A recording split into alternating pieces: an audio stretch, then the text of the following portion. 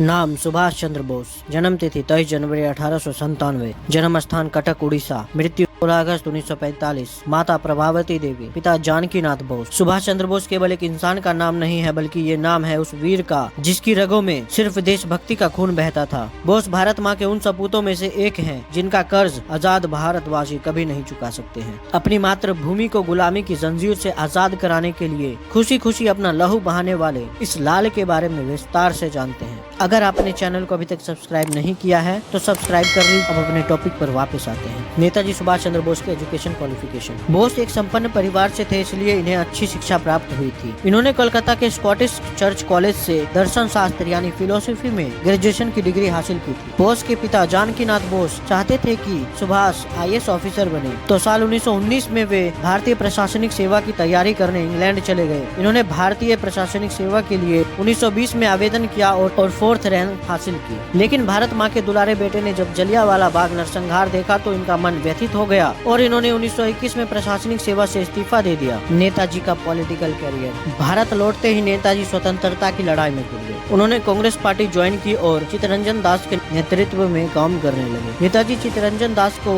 अपना राजनीतिक गुरु मानते थे। नेताजी जल्द से जल्द पराधीन भारत को स्वाधीन भारत के रूप में देखना चाहते थे। अब लोग सुभाष चंद्र बोस को नाम से जानने लगे थे। उनके काम की चर्चा चारों ओर होने लगी और वो एक यूथ लीडर के रूप में फेमस हो रहे थे। सुभाष चंद्र बोस और गांधी जी के विचार बिल्कुल अलग थे। नेताजी गांधी जी की अहिंसावादी विचारधारा से सहमत नहीं थे। उनकी सोच नौजवान वाली थी जो हिंसा में भी विश्वास रखते थे। दोनों की विचारधारा भले ही अलग थी मगर मकसद एक था। दोनों ही भारत देश की आजादी जल्द से जल्द चाहते थे। 26 जनवरी 1931 को कोलकाता में राष्ट्रीय ध्वज फहराकर सुभाष एक विशाल मोर्चा का नेतृत्व कर रहे थे और तभी पुलिस ने उन पर लाठी चलाई और घायल करके उन्हें जेल भेज दिया। जब नेताजी जेल में थे तब गांधी जी ने अंग्रेज सरकार से समझौता किया और सभी को रिहा करवा लिया। लेकिन अंग्रेज सरकार ने भगत सिंह जैसे क्रांतिकारी को रिहा करने से साफ मना कर दिया। बोस चाहते थे कि गांधी जी अंग्रेजों से किया गया समझौता तोड़ दें, लेकिन गांधी जी अपना वचन तोड़ने को राजी नहीं थे। अंग्रेज सरकार अपने स्थान पर अड़ी रही और भगत सिंह व उनके साथियों को फांसी दे दी गई। भगत सिंह को ना बचा पाने पर सुभाष चंद्र बोस गांधी जी और कांग्रेस से नाराज हो गए। उन्हें अपने क्रांतिकारी जीवन में 11 बार जेल जाना पड़ा था। साल 1939 में नेताजी राष्ट्रीय कांग्रेस के अध्यक्ष पद के लिए खड़े हुए। इनके खिलाफ गांधी जी ने पट्टाभी सीतारामैया को खड़ा किया था, जिसे नेताजी ने हरा दिया। गांधी जी को ये अपनी हार लगी थी, जिससे वह बहुत दुखी हुए थे। जब नेताजी को यह बात पता लगी तो उन्होंने तुरंत अपने अध्यक्ष पद से इस्तीफा दे दिया। विचारों का मेल न होने की वजह से नेताजी लोगों की नजर में गांधी विरोधी होते जा रहे थे, जिसके बाद उन्होंने 29 अप्रैल 1939 को कांग्रेस से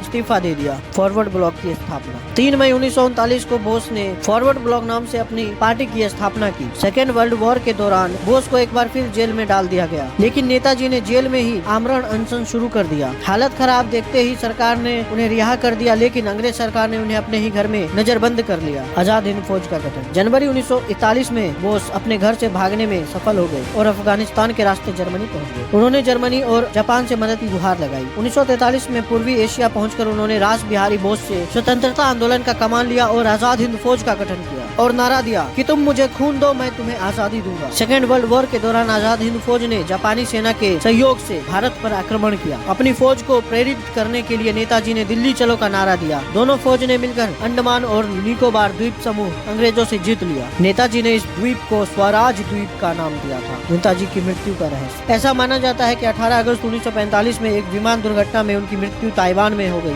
परंतु उस दुर्घटना का कोई साक्ष्य अभी तक नहीं मिल सका है। नेताजी सुभाष चंद्र बोस की मृत्यु भारतीय इतिहास की सबसे बड़ी मिस्ट्री बनी हुई है। अब कुछ फैक्ट्स नेताजी सुभाष चंद्र बोस के बारे में। 1942 में नेताजी हिटलर के पास गए, भारत को आजाद करने का प्रपोजल रखा, मगर हिटलर को इसमें कोई इंटरेस्ट नहीं था, इसलिए उसने नेताजी को कोई स्पष्ट वचन नहीं दिया था। 1943 में बर्लिन में नेताजी ने आजाद हिंद रेडियो और फ्री इंडिया सेंट्रल की स्थापना की। 1943 में ही आजाद हिंद बैंक ने 10 रुपए के सिक्के से लेकर 1 लाख रुपए तक के नोट जारी किए थे और 1 लाख रुपए के नोट पर नेताजी की तस्वीर भी छापी थी। नेताजी ने ही महात्मा गांधी को राष्ट्रपिता कहकर संबोधित किया था। तो दोस्तों, यह थी कहानी भारत के वीर पुरुष नेताजी सुभाष चंद्र बोस की। उम्मीद करता हूँ यह वीडियो आपको जरूर पसंद आई होगी। जय हिंद।